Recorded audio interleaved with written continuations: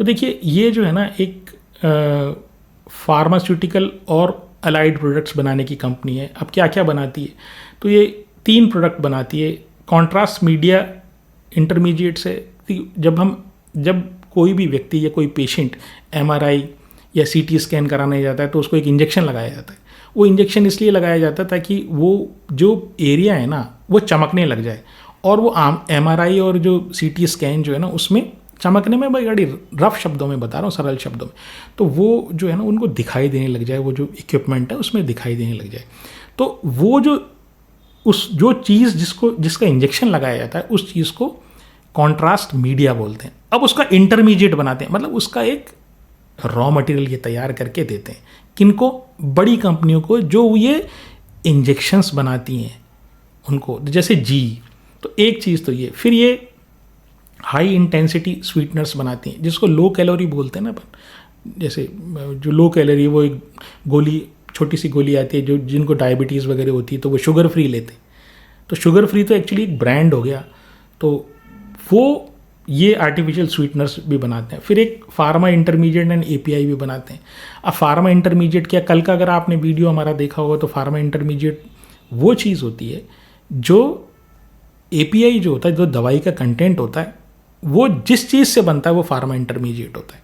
जैसे क्रोसिन में पैरासीटामोल तो एपीआई हो गया, और इंटरमीडिएट क्या हुआ, जो पैरासीटामोल जिस रॉ मटेरियल से बनता है वो, तो ये वो रॉ मटेरियल बनाते हैं, ये वो एपीआई भी बनाते हैं, ठीक है।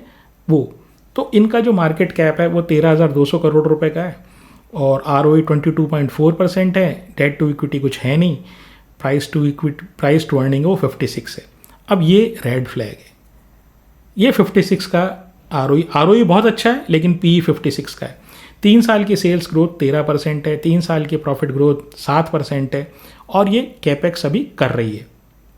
फिर प्रमोटर की होल्डिंग इसमें 86% है, बहुत ही अच्छी बात है।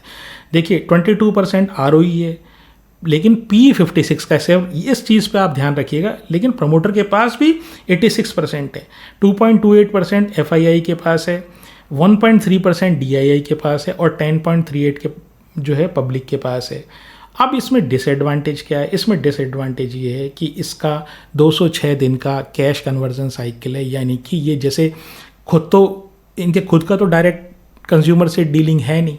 ये क्या है, वो कंपनियों को देती है जो फाइनली इसको बाज़ार में, रिटेलर्स को या बाज़ार में इसको मार्केट करती हैं। तो ये तो एक सप्लायर हैं, ये बिजनेस टू बिजनेस वाली कंपनी है, बिजनेस टू बिजनेस मॉडल है इनका। तो यहाँ पर इसलिए 206 इनका उधार बहुत जाता है, ठीक है। और ये 1 रुपया जो इनका है ना वो घूम फिर के मटेरियल तैयार करके और फिर वापस आने में 206 दिन लगा देता है। तो ये एक इसका डिसएडवांटेज है। लेकिन कंपनी जो है ना वो, आप अगर इस पर नज़र रखेंगे है ना, तो आपको, मुझे ऐसा लगता है कि कोई बहुत ज़्यादा आपको इसमें डूबने के चांसेस लगते नहीं है मुझे।